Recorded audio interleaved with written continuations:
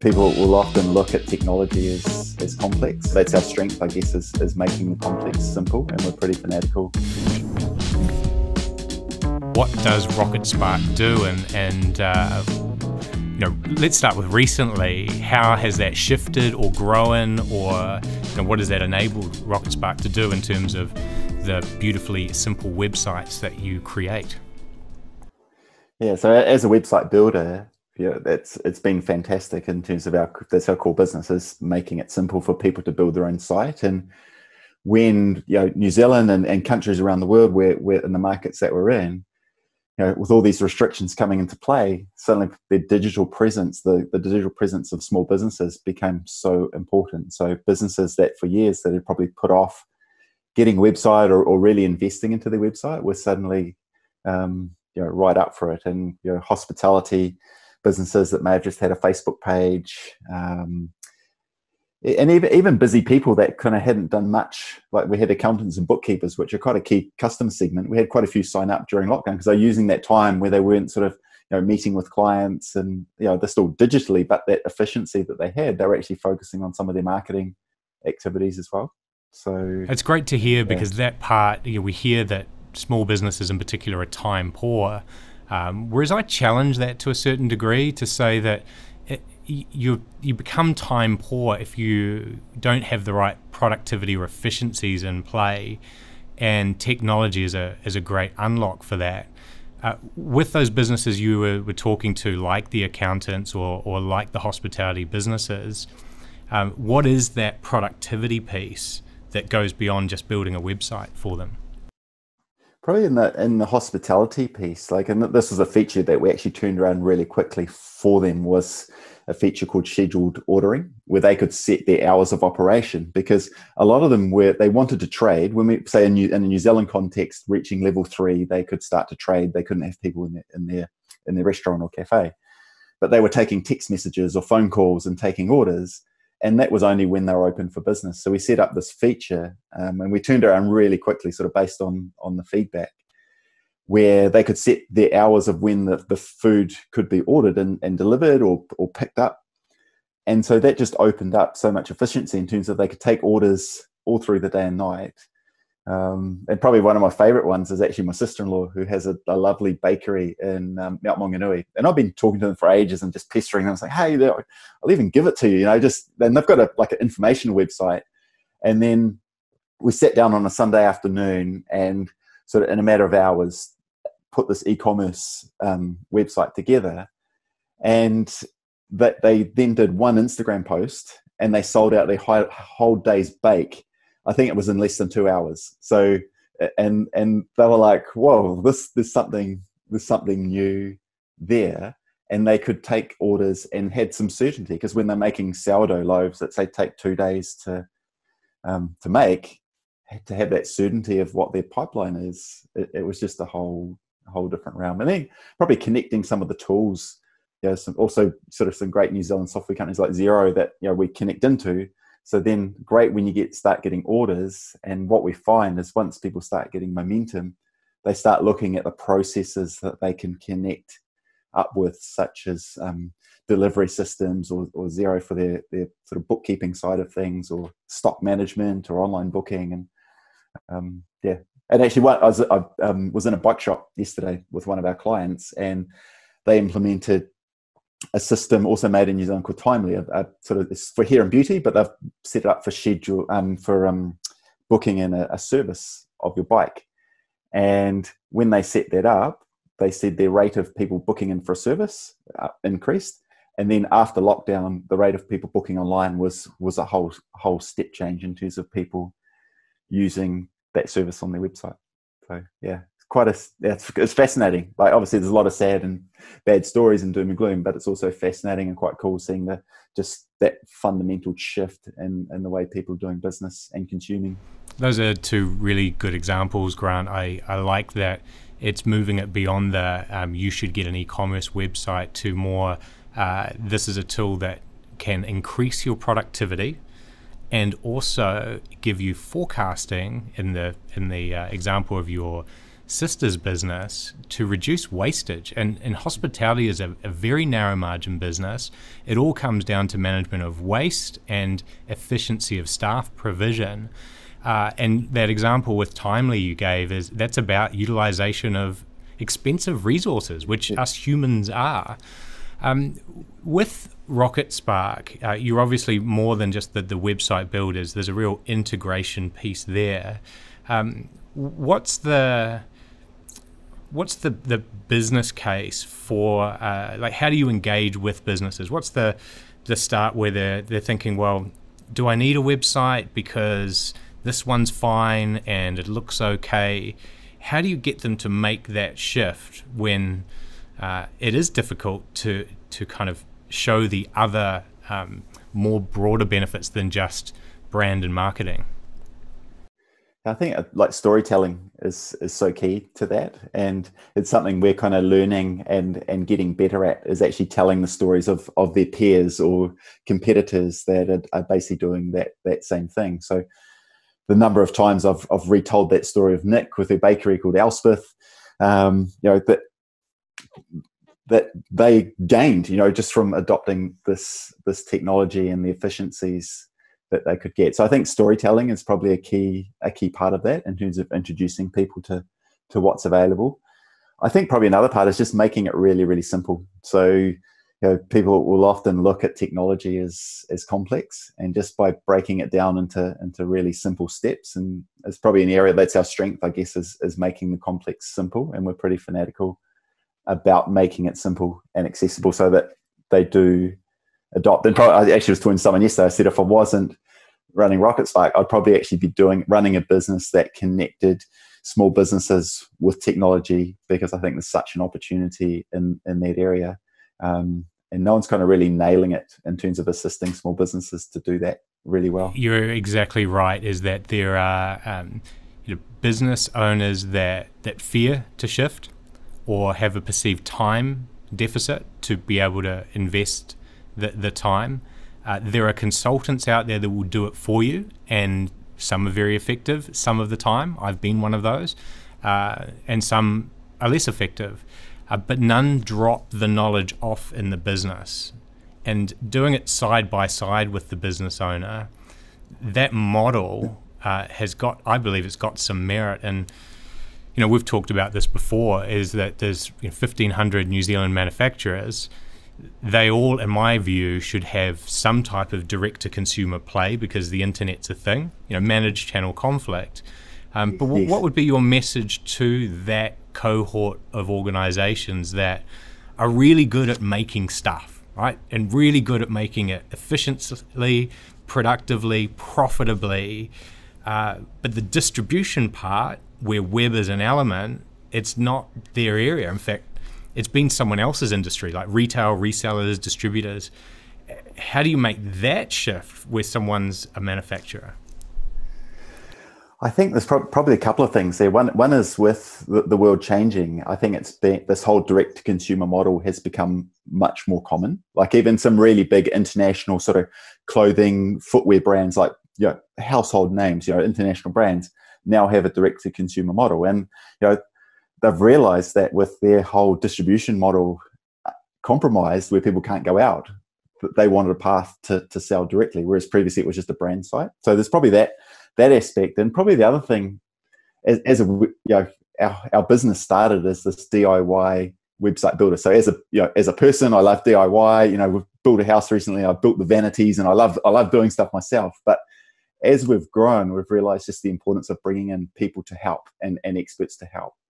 And probably for that business that's really great at manufacturing, and maybe not so great at kind of the marketing side, where they've got this fantastic product, but they're kind of hiding their goodness under a bushel, in terms of old-fashioned term. But they're hiding their goodness because they just don't know how to tell the story. So I think getting some experts in, and there's probably one. I think they're actually a Buy New Zealand made kind of license holder as well, as work from home desks. Although Fiasco was kind of their core product when it was road cases for the events industry. So the big black boxes that have cables and things. And in their words, that business was toast. because events just weren't happening around the world. US was a big market for them, New Zealand, Australia. They set up this business called work from home desks, and they set it up in a week, where it's basically these kind of sit stand desks where they're flat packed and they're cut from plywood, and they're using the same technology that they used to make road cases. But what they did was so they're great at designing things and building things, but one of their team was like a fantastic photographer and videographer. So, they had that expertise in the team. But then what they also did was they engaged a partner company of ours to help them with their digital marketing, and just to do some of the AdWords and sort of social media marketing, and just get some real expertise. And just, you should hear them talk about that partner in terms of how they've helped their business. And so they invested, significant money, but the growth that they achieved, and I haven't caught up with them for probably a month or two, but in the early days, it was looking like it would potentially be a more significant business than their original business, and it was a business they turned around in a week. So so getting the expertise probably, and over time, like as where we started as this do-it-yourself website builder, we started getting more graphic designers and marketing, like small marketing agencies and sales coaches that were like, can I use Rocketspark for my clients to help them? And probably now 50% of our business actually comes from those kind of graphic designers. We call them our design partners. So someone will come to us and say, hey, could you design the site? And then we'll push it out to those design partners. And that's where they can come alongside and work with these manufacturers that are great at designing their product, but will have someone to walk them through and recommend different connections they can plug together. So probably invest the money in the expertise and the results. I could go on all day telling the stories of people that were really surprised about what they achieved once they started selling online. Let's talk about something that makes you different from a lot of website building agencies, is this partner approach that you've got with the bronze, silver, gold levels. What are you doing with your software stack that is different from someone that simply builds websites? Probably the key thing that they love, and often they've come from that sort of traditional model of designing something in Photoshop or Figma or kind of software, and then handing it over to the developer. And the good developers are expensive and they're booked up because they're good. And often the ones that are available and are cheap generally are the ones that your website just doesn't quite get over the line, or that picture just doesn't quite load every time, or just that sort of niggle. So they love the fact that they're in control of the end-to-end process. So they can design the site because the build is so simple, they can build it. And then because they can ring us up on 0800 Rocket, or they can email into the support team and get help. And often that help goes beyond just the website. It's like, well, how do I get up the rankings? Or what email marketing systems should I connect? Or what are some of the add-ons where someone's in, say, the hair and beauty sector? What are some add-ons to maybe streamline that? So I guess it's that support. And probably actually before this interview, I actually chatted to our head of partnerships, just say, I've been in this game for a fair while. And he's been with us just over a year, or coming up a year. It's probably just that whole culture side as well, in terms of we have a vested interest in seeing them succeed. Like we bend over backwards to make sure they're successful. They appreciate that. They tell their friends, and it's just the simplest marketing around. It's just happy clients that feel well looked after. I think I like what I like about your approach is that it does have this ecosystem play. You're not trying to do everything. There's integrations with, looking at your website here, there's MailChimp for email, you've got Xero for accounting, Vend if you want point of sale, Afterpay, Laybuy for payment options, TradeGecko and GoSweetSpot and ZipPay I haven't heard of before. How important are all of these to the ecosystem play? Do businesses connect those from day one, or do you find that they're building their website and then adding those other things over time as they get confident, going from brochure site to something that is more integrated with other technology platforms? It's probably a mix of both. Like some of it, I think e-commerce is very much a progression in terms of as you learn more, and particularly as you grow, it's just the necessity of efficiency. Like say if you're dispatching 1 to 2 parcels a day, to handwrite some address labels and ship them out. And we actually, so while running Rocketspark, when I returned to New Zealand, so I was based in the UK for several years, getting Rocketspark going in the UK, and returned and actually saw the state of e-commerce in New Zealand. So I actually set up an online store selling natural pet food and baby wipes and so on. And we'd probably get maybe one inquiry a week saying, where is my order? And we were pretty good. Like in terms of, we worked with a partner who was kind of the wholesaler and already importing and distributing those products. And so we became basically a direct channel for him. And one query a week saying, where's my order, even though we were really reliable. And when we integrated with Go Sweet Spot, which is a system that as soon as you get the order, it pushes it through to Go Sweet Spot, which is your delivery system. And they've done deals with sort of Post Haste and New Zealand Couriers and those companies. So you can choose the sweet spot of who has the best rate for where you're delivering. And you're not buying a book of sort of tickets and investing cash up front. They invoice you the following month, or their own terms. But our queries, this is the beautiful thing, was our inquiries of where is my order, they disappeared. They completely stopped because Go Sweet Spot also sent an automatic tracking, the client or the customer could just track the order themselves. And so it was just amazing. It literally, the number of people that, previously were not now. And it's made their business. We've sold that now, but, they've continued on with Go Sweet Spot, and it's, and it's New Zealand made software and really great solution. That's fantastic. It's all of those little layers, isn't it, that gives you that, 1% productivity or efficiency increase that, on their own, it's inconsequential. But as you start to stack all of those up, I think there's a British Olympics team in cycling that took this approach. Rather than try to make it at the Olympics and a Herculean effort, they decided, how do we, just small things, like how do we optimize perfection on getting the team to training? How do we make that as stress-free and efficient as possible? Where do they need to live to do that? Okay, once they're there, what's the process of putting on all of the training gear? Where do the bikes need to be? At what angle? In what order? So what they were really doing is creating this mode where as you were stacking on all of this complexity and getting comfortable with it, they were freeing up the athlete's body and mind to focus on the thing, which is competing. And I wonder whether that's kind of a metaphor for e-commerce, is that you don't have to do it all at once, but first get started, make a sale online, and make sure you choose something that's an ecosystem play. So as things become easier, and you can then solve more interesting problems. You're 100% spot on, as you don't have to do it all in day one, and it's really iterative. And what we've found actually is we're pretty fanatical. I've probably used that term probably way too many times, but we're really fussy about making sure we capture the customer insight. So when someone contacts us and say, hey, and this happened sort of a few years ago, where people were contacting us saying, we want to offer Laybuy, which is a New Zealand made software for buy now, pay later, like Afterpay and a Kiwi made. They've now launched in Australia and UK. And we capture all of those requests in a software tool called Product Board, and we capture those insights. And so then we do our fortnightly sort of roadmap review, where we're kind of reviewing what we've done, where we're heading. And it just came up time and time again. And that was being led by the customers, because they'd heard from other people. And then so we integrated with Laybuy, and we did a study that we looked at a cohort in terms of that had 12 months of history with us and 6 months prior Laybuy and 6 months post.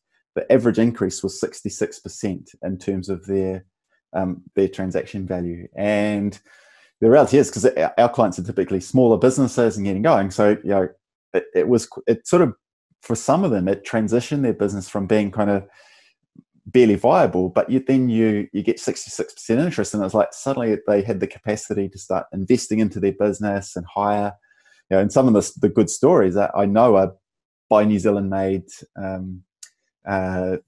people in terms of their licenses. And it's just cool to see their businesses evolve, and we've enabled that as well through the listening intently to what they're asking for. So we don't always have all the answers, but by listening to what people want and acting on it, you can achieve a lot.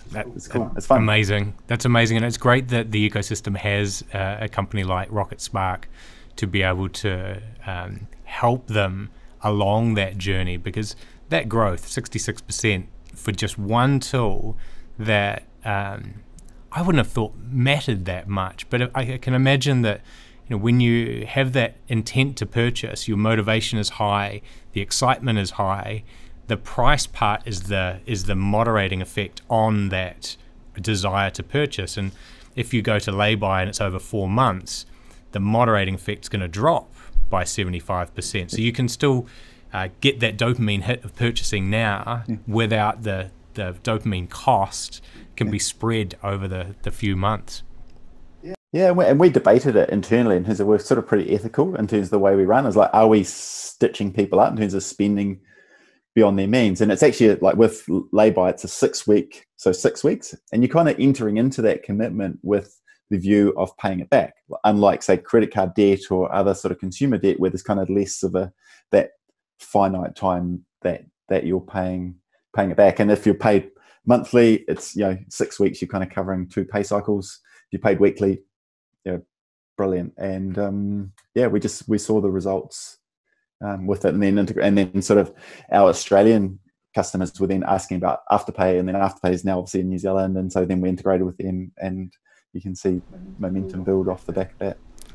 Let's talk about the actual software itself now. Where does the development of your software take place? It's kind of more green valleys than Silicon Valleys, but it's most of the team are in Cambridge in the Waikato, and one guy working remotely in Auckland. So we're a team of 17 people. Majority are in Cambridge, so all the development, and so we take on graduates as well. So we're kind of good feeder in terms of, and they a lot of them have stuck around a long time in terms of when they've come through and stayed with us. So it's kind of nice where we have good relationships with some of the local, like with the University of Waikato and Wintec, and getting to know AUT and Auckland a bit as well. So it's a great feeder into our business. What attracts them? Like, how do you attract them into your business, either through the technology side or the culture side? It's probably the technology and the story of where we've come from and where we're heading probably attracts them initially, and then it's probably the culture that keeps them. So, and actually, because it's sort of, I asked Jason, our head of partnerships, I said, what are the few things that that if someone was interviewing you about Rocketspark, what would you say? And he said, well, actually, it's the top-down culture. And I said, well, that's kind of a bit strange. If like here I am, kind of as CEO, kind of then talking about this brilliant top-down culture. But it was kind of nice that was a thing that he recognised. And I guess we genuinely care about the team, and it's kind of compared with corporate life that I've come from, which can be quite brutal at times. It's kind of just keeping things pretty human. And just as genuinely caring about people and their well-being and looking after them, that we've just got a really long-term team, and probably we also make the tough calls, which we didn't do in the early days, of maybe when someone's not the right fit. And probably in the early days we probably maybe carried on a bit long, and now we've kind of been a bit more careful, I guess, in terms of if someone's maybe not the right fit in terms of capability or culture, is kind of having that conversation that we might have shied away from, in terms of maybe it's Rocketspark's not the right place for you. And I think as we grow and get more awareness, it's becoming easier to attract talent because people have heard about us, whereas in the early days it was kind of a bit of a punt for people to and if they haven't heard about us, it's kind of not long before they go, oh, I started seeing your name at the bottom of websites. You're powered by Rocketspark, and some of the stories that we've told. How good do you think Kiwis are at software development generally? Like, for the skills you're seeing coming through, what are we good at? What needs to be improved in the system? Where do Kiwis sit with software development? I think we're very good, and sort of as an external example of that, I suppose, is so at the Xerocon events, which we've done in New Zealand and in the UK, where they have the kind of main kind of event for accountants and bookkeepers, and they have kind of like a trade show of kind of add-ons that connect into Xero, of which we're one of many. And as people walking around, they'd hear my Kiwi accent and they go, what is it with all you Kiwis here? You know, what you do great software, and what here? And I was like, and they were right. There was so, you know, Vend would be there, and we were there, and you know, obviously Xero, and there were just so many kind of Kiwi software companies there as add-ons together. And I think one thing I learned from being in the UK is that it's so much easier to be anonymous in terms of the service that you provide, and there were probably a greater number of sharks and rogues. There's a lot of sharks and rogues in the web game, but it seemed like it was even a higher number there, because you could sort of fade away, and the odds, you know, in a country of, well, they sort of 60 odd million, I think. You know, and I was in London, where it's 11 plus in sort of central London, that you can disappear. And whereas in New Zealand, you know someone who knows someone, you know, it's that 2 degrees of separation. So you've got to be good at what you do. And like in our hometown of Cambridge, it's a pretty high percentage of businesses that are actually on Rocketspark. And actually one came knocking on the door yesterday, and she was like, my email's been hacked, which, you know, not through us. But, you know, the fact that our reputation is so important in terms of being in a small place. So I think that breeds good capability. Hey, just a quick interruption. Thanks for watching a Kiwi original. If you're liking this episode, then hit the notification button, and that means you'll see when every new episode gets released. We've done 40 already. We've got another 50 lined up. Right, now back to the episode. Are you able to capitalize on that reputation internationally as well as domestically? It's harder internationally. Internationally, it's kind of more, I guess, just about being great, you know, being the right solution for people. But I think there's generally, like from my travels, and we've you know, while we're based in the UK, we traveled a lot. There is a warmth towards New Zealand. You know, it's pretty rare for someone I don't know if it ever happened actually, for someone to say, New Zealand, terrible people, terrible country. You know, there's a warmth there, and probably a trust, you know, in terms of New Zealand's known as a, you know, pretty honest and straight up country. So I think that's helpful. But it's more, your product's just got to be the right product, and the service has got to be great, and just look after people. So we actually have someone that works a night shift, like a late shift, to look after UK clients, so that we're just providing that level of support. And if you check out reviews on like the Xero Marketplace or Capterra, which is a great software review site, we're rated sort of 5 stars for ease of use and 5 stars for support, which is, and I know how hard it can be to even shift from 4 to 5. Yeah, if anyone's at 3, they're terrible. If they're 4, they're okay, and it takes a lot of work to get to 5. Yeah, consistently 5 stars. So it's more important then, at least internationally, to make sure that in those review sites that your software is being reviewed to be fit for purpose for what you're claiming it's going to do, over and above where the software is made or where the company is located. Yes. Yeah, like when we started Rocketspark, probably one of our first subscriptions, well, it was probably Dropbox, and then it was Xero. And now we spend thousands of dollars a month. And, you know, we're still a relatively small business in terms of team size and that, but we spend thousands just on software. And we always look at what's the best software, and that, you know, that meets the needs. So it's great if it's in New Zealand, but at the end of the day, it's a business to run, and we kind of look at what's the right software for our business. And there's some great, we use Quotient as well when we're doing quoting on sort of any customizations, and that's a great New Zealand. I've used Quotient. Well. It's just an amazing tool for you do your proposal, you put your pricing in there. You've got, you can do annual, monthly, recurring, a description of it, and then it handles that uneasy part, which is, okay, here's the quote, here's the deliverables. How do you get that from a proposal to approved? Because in the old days, you do that via email or a meeting or a signature. This puts a little bit of distance in there, but also enables your client to kind of change the proposal, doesn't it? Yeah, exactly. That's right. They could pick and choose what they get. And part of like our partner proposition is really educating partners that say may have just come out of a larger agency and kind of don't understand the best practice to running a business, or they're fresh out of university or design school, and so introducing them to the right tools. And that's one we often recommend, is just say, hey, get your quoting systems right, And we don't design websites anymore. We put that out to our partner network. But our account manager that used to do that job, when he got back to the office, he'd actually wait a little bit before sending the quote because he could actually prepare it so efficiently.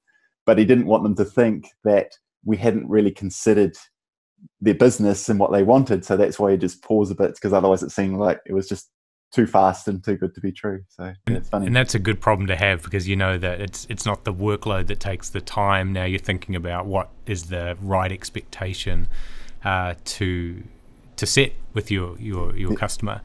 All right, so we've talked about the Rocketspark part. We've talked about international. Talked about how you don't do the websites in terms of the development. You're providing a platform.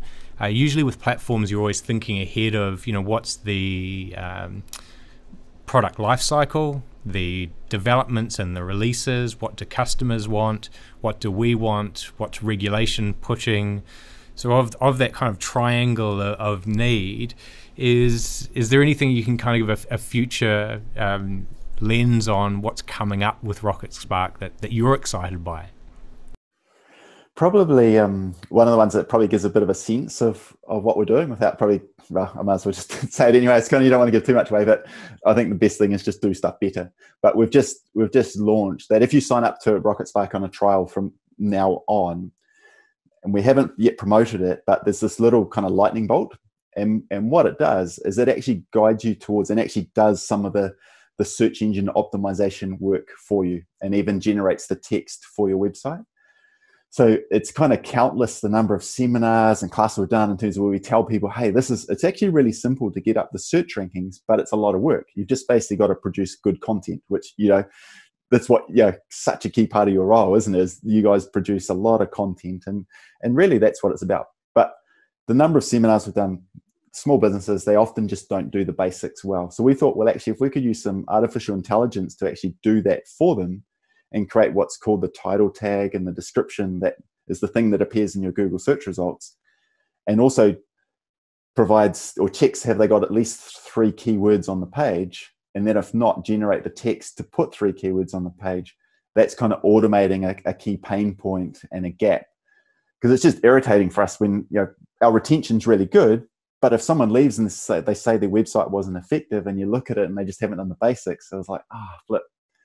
So that's why, and so that's probably what's coming down the pipeline for us, is just a lot more sort of AI, machine learning stuff, where it's just kind of automating the whole sort of design and build process, where you're probably more checking stuff off that, yep, I'm happy with what the machine's generated, because it's going to take time to learn, but I like that, and that's kind of that whole automation side, and it's pretty exciting. And for us, it's a whole new product for us in terms of like a subset, and so we're actually sort of relearning, almost going back to our grassroots in terms of the need to sort of test in a much more methodical way, because it's just a whole new proposition for us. So we kind of haven't gone all bells and whistles with the marketing, because there's still things we need to refine. And while when we use it, it works really well for a customer, when they go, they think, when we say plug in your keywords, and they might plug in every keyword they can think of, and we're thinking just plug in 2 or 3. And so it's just making it really explicit, plug in 2 or 3 keywords you want to rank for, and let us do the rest. So probably a long-winded answer, but machine learning, AI. It's exciting because it solves a problem that essentially Google and these platforms have created, which is if you want to be found, discovered, or at least available in the places that people are going to be searching for the things that you sell or do, then here's all the Google buckets that you need to fill with words, images, videos. That's SEO, isn't it? Like words, images, videos, and there's buckets. And because it's hard to see where the bucket is, how big it is, what words, images, and videos need to go in the buckets, particularly for business owners, because they're not physical buckets, they're virtual buckets. And then they have silly names like meta description, or robots.txt, or make sure you've got your XML image map file. Like Google's made it really difficult. So it's created this entire industry that is basically just translating complex acronyms into a simple term, which is just fill the buckets with stuff that allow Google to find what your business does. Alt tags are for blind people, but they're also for Google so they can read an image, although their image processing with machine learning is probably catching up now. And these are basic things. These are like Web 2003 things.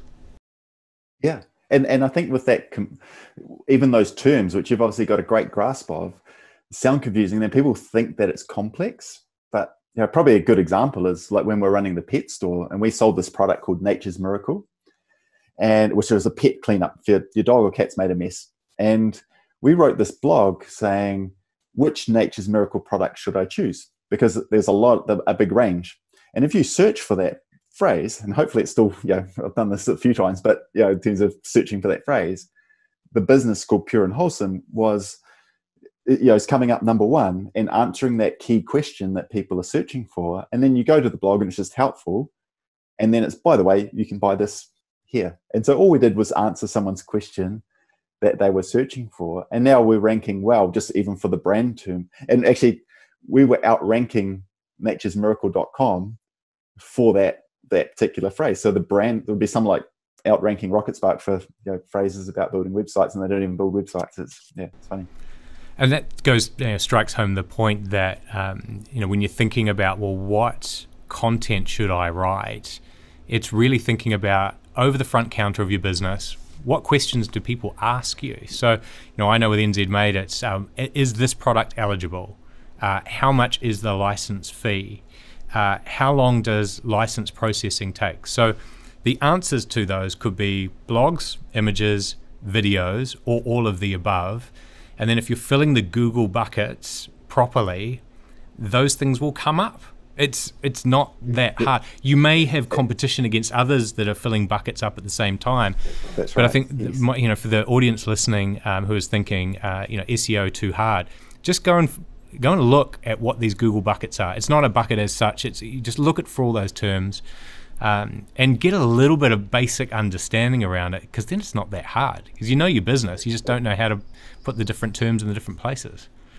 Yeah, you're spot on. It's not hard. We've actually written a book, and they use it at the University of Waikato and Wintec for their digital marketing and e-commerce papers, and it's called Building a Website, or How to Build a Website Click by Click.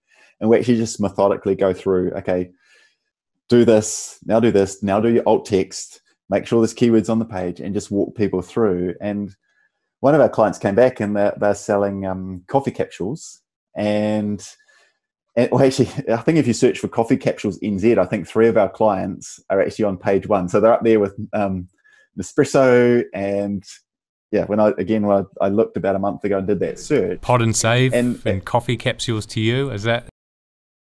So My Coffee Capsules? My Coffee Capsules, Tuatahi Coffee Capsules, and what's the other one? Kind of like a marketplace. Awesome. And actually they're encapsulating that marketplace. They're encapsulating New Zealand coffee into capsules, so then people can buy it from the coffee that they like from their local cafe.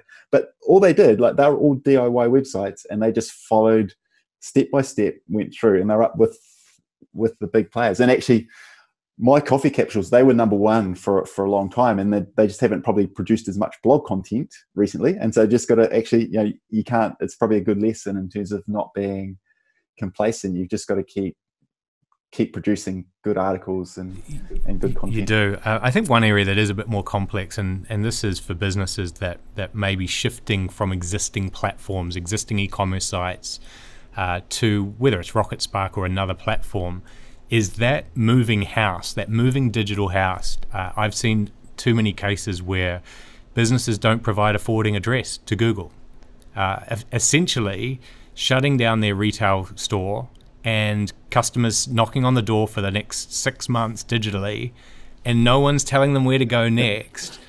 No sign on the door. The one bit of just get your 301 redirects. We've just gone through this with Buy NZ Market. So we had a lot of inbound link equity, businesses linking to Buy NZ Market, and we've shifted a lot of the listings on that to shopkiwi.online. So we 301'd all the category pages. It was probably 20 or 30 pages to let Google know, hey, we changed address, so that people still searching for the old sites or going to the site from a link, let's say like from Rocketspark to Buy NZ Market, it would just redirect, which you know this. Is that part of the conversations you have with customers, is to preserve, because some of, like particular manufacturing, these guys have websites that haven't been touched sometimes since mid-2000s. They are, even though they look bad, they have a stunning amount of link equity and stability. Do you help them protect that? Yeah, so when we use a software tool that when at different stages in the process, we send different bits of information out to clients. And we've got a guide that's, I think if you searched for Rocketspark, how do I keep my search rankings? There's this guide that walks you through setting up the redirects and how to do that process. And even before we had a tool that they could do it themselves, we used to have it just as a free support thing that people could email it in. But now we've built the tool and people can just set up the redirects. But yeah, it's because it takes time. It takes time for Google to see that you're an authority. And often when I'm looking at those kind of really good manufacturers' websites, they've invested a lot of money probably right in the early stages of websites taking off. And they kind of look like that's where it's like, okay, job done, tick, parked. And they're not mobile friendly, which is just so like you kind of, yeah, even with Google, you don't rank as well if you're not mobile. No. Friendly. The other little one, I know this was going to get kind of off on a tangent because I love talking about this stuff, is I only learned this recently, is if you buy a domain name for 10 years, that's a signal to Google versus buying a domain for a year. Really? No, I didn't know that. Yeah. Because years... I think it's over 200 ranking factors. And yeah, so it's showing that you're in for the long haul. These are the next, because they'll be able to see the next renewal date of a domain. So yeah. And that's I guess more the technical side, and that's something that I don't think business owners need to even really look at. Again, it's that one of those 1% things. There are far easier, more lower hanging fruit, and it all revolves around investing in your own digital home. Facebook and Instagram and Twitter, those are all great places, but it's leased land. You don't own it. You can build whatever building you want on it, but at some point they may kick you off that land or your lease may expire. Whereas if you're building on the web and open standards, it's freehold. And every piece of text and image and video you put on your freehold land will pay capital returns, and it will just keep compounding returns. Yes, yeah, you're in control of your story and your messaging and the journey through your site. And you mentioned about the content and the FAQs. Like often we find clients will have the answers, which is basically to people's questions already in emails that they've sent out to people, and that's just perfect blog content. So you can actually really efficiently just start with your top 10 questions that your clients ask you, your customers ask you.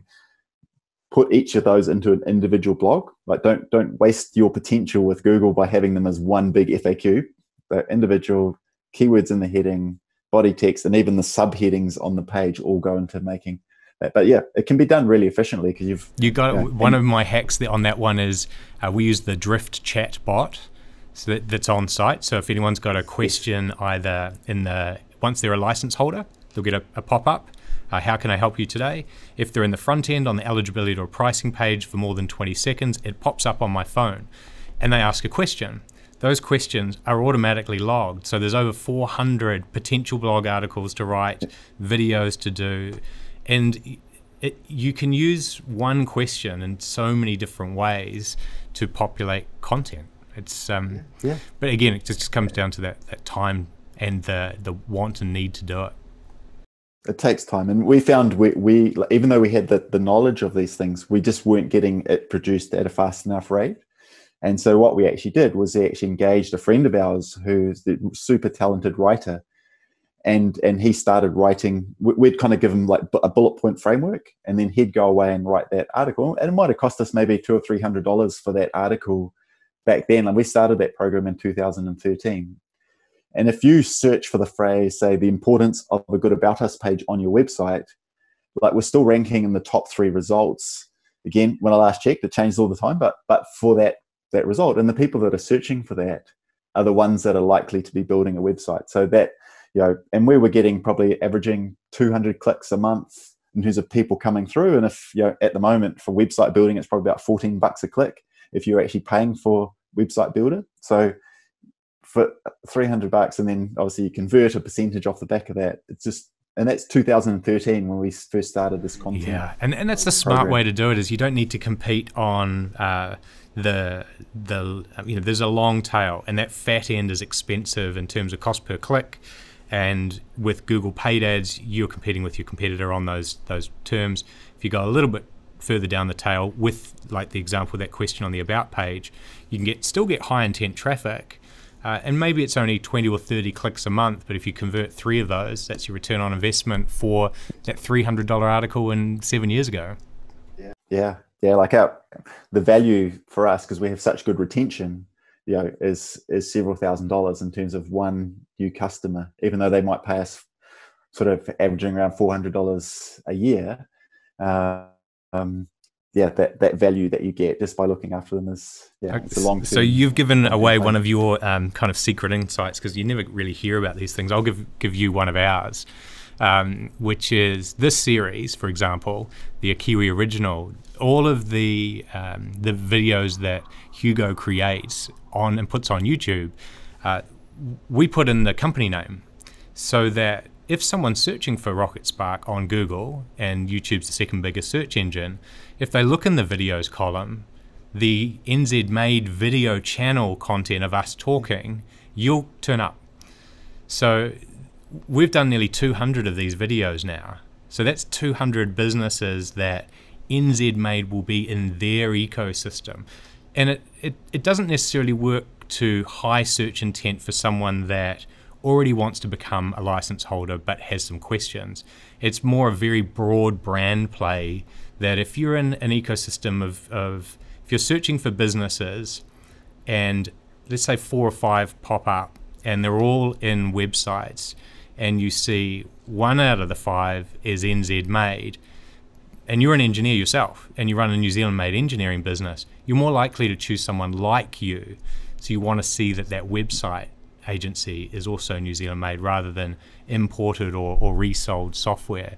So it's hard in terms of tracking conversions, but it's I can see it in 5 years time. There's thousands of these digital assets around there. It should shift the New Zealand experience for searching on Google. I think it's so helpful. It was sort of several years ago, someone introduced me to this idea of the rule of 7, in terms of someone not making a purchase until they've seen a brand, or 7 times. And I think now they're saying it's like the rule of 13 or 14 because of Twitter and Facebook and digital, but it's that sort of idea. So it's valuable in terms of having these stories out there. And actually the same partner manager where I was getting some insights for this chat, and he's like, can I get that video? Because that'd be great to, for our new partners to sort of see you kind of, warts and all talking about your business. And really valuable. And that's the great side of it. And we could probably talk about this all day, we probably shouldn't. We should probably wrap up about here. Unless, is there anything else, Grant, that I haven't asked you, or something that you want to share, both with the audience that are Kiwis that are just interested in New Zealand business and what New Zealand made software is doing at the moment, or for our base of 1,500 manufacturers who are all really in this new race to digitize and sell online? Yeah, there's probably one in the kind of, and you did a great job in terms of preparing, but one of the key questions is kind of like about the purpose, in terms of why you exist. And it's, our journey's kind of been interesting, where in the start of the journey it was like, I'd love to build a subscription business where people signed up and became customers, and I could go surfing or skiing, and kind of this would roll on. It was kind of quite a self-centered sort of purpose. I did actually go surfing this morning, so there's kind of a little bit of that in there. But as we've gone on, the purpose has become much bigger, and it's kind of, I don't want to make it sound too grand, but we genuinely get a kick out of helping people have a better life. So if their business is running smoothly and they're more successful in reaching their potential, we get a kick out of that. And probably related to that is we've done a huge amount in the not-for-profit sector and social enterprises, particularly in New Zealand, but around the world. Like a friend in the UK is currently setting up a website to sell face masks that are made in Malawi into customers in the UK and get a kick out of that, where we've supported them with the website and helped to kind of get that going. And just even in our hometown of Cambridge, there's so many, and just around New Zealand. So yeah, probably it's just probably a key message is that in terms of what we do, we're great on the kind of helping people with in their business, but there's kind of a bigger purpose in what we're doing. So that's pretty cool. And probably the other key thing is just actually check, if you go to rocketspark.com and /ebook, is just check out that book, because it's just such a great resource that really walks you through from even choosing a domain, great content, photos, videos, social media. And just some people actually, it's I think it's over 100 pages, but some people print the whole thing out and just almost use it as a checklist to go through, because it's that methodical and a useful tool for the audience to use. And it's just a free resource that we provide. I'll make sure that we include that in the show notes. And on your bigger picture, it certainly fits in with the theme for this show, which is uniquely Kiwi stories that are contributing to New Zealand's future. What your team in Cambridge are doing has a real multiplier effect for New Zealand businesses, because when you're building the infrastructure of the internet, the architecture, it has this effect on all the businesses that use it. So the things you're doing around the plugins, the way you're thinking about it, beyond just the design and build of a website to make sure that there's productivity aspects, that there's incremental revenue increases, that's going to shift it for all New Zealand business owners that want to participate in the web this way. And by gosh, we've got 620,000 businesses and not enough websites that are enabled for e-commerce, that are optimized to be found, and that are delivering returns. And I hope over the next few months that starts to shift. COVID's been the lightning rod for that, and you deserve all the success. You deserve all the success that you get. Thanks, Ryan. Yeah, and we've I think we've created, so now as a team of 17, 2 of those are roles that were created in the last 3 months, and we're currently hiring for another developer and more to come. So it's kind of cool that where people support us as a New Zealand business, and we only expect if we're good that they would do that, but we're also then creating further employment and our customers, and it's kind of just a nice thing in terms of that circular economy, and it allows us to accelerate what we're doing offshore as well. So yeah, which is fun. Awesome to hear your story today, Grant. Thank you for your time. And thanks, Ryan. Yeah, we'll get this up on the website and on the podcast and YouTube, and practice what we preach, and do all the transcriptions and descriptions and everything to make sure that Google and Facebook and Instagram and all these other platforms are super happy with how we're distributing this awesome chat we've had. Nice one. And thanks for the work that you do. Like it's really appreciated. Oh, you're more than welcome. Thanks for your time. This has been a Kiwi original brought to you by the New Zealand Made team. Thanks for watching. The New Zealand Made trademark is used by over 1,200 businesses in New Zealand. The New Zealand Made team licenses that trademark. Check if you're eligible at bynz.org.nz. If you feel that someone should see this, share it with them now. Otherwise, subscribe to youtube.com/bynzmade, and we'll see you on the next episode.